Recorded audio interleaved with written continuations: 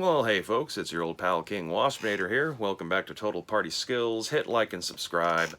Earlier today, I noticed that someone was kind enough to leave a 4-star review for my source book, Ancient Egypt Conquers Mars. That gives a expansion for mid-level characters in ancient Egypt to get them to the surface of a Bronze Age era inhabitable Mars that's ruled by a race of Olympians, and where an ancient mummy from 15th century, or 15th dynasty, my apologies, ancient Egypt, several centuries before the events of the main game, had gone to Mars and is trying to conquer the planet with an army of undead centaurs and other critters.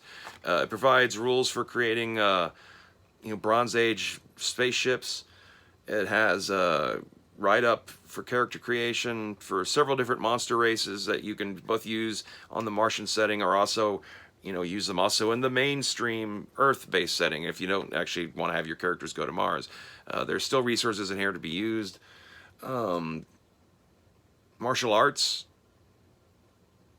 a charge attack, spaceships. There's a outline for an adventure to get characters to Mars if you don't come up with something else that's more natural.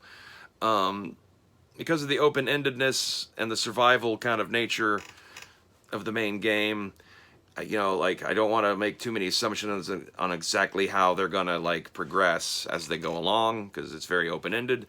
So it's intentionally a little vague in that department. The point is that it gives you all the resources that you need to easily put it together depending on what your characters have been up to.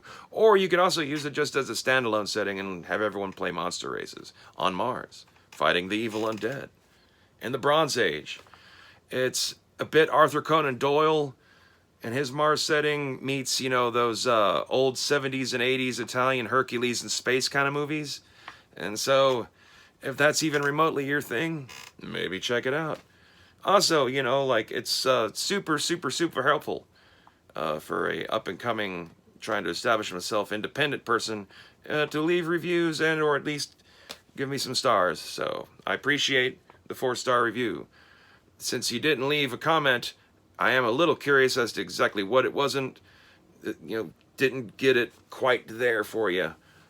All I can really assume is that there is some production flaws because, I'll call myself a writer, I'll call myself a game designer even, but I'm not a graphic artist or an editor. So, and there's just some things that on my end, the Chromebook I'm using to make all this stuff, it looks fine to me, but then, you see the translated PDF, and for some reason, some stuff is suddenly skewed a little, like the title from one page is at the bottom of the previous page, and I can't seem to get that fixed in some instances, and other instances I can.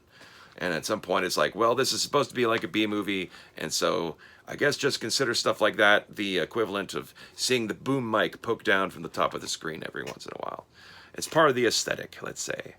Or at least that's how I rationalize it. Anyway, be sure to hit like and subscribe. Leave a comment below. Have a good day, I guess. Happy Halloween, Merry Christmas, and every other holiday you could possibly think of. And stay waspinated.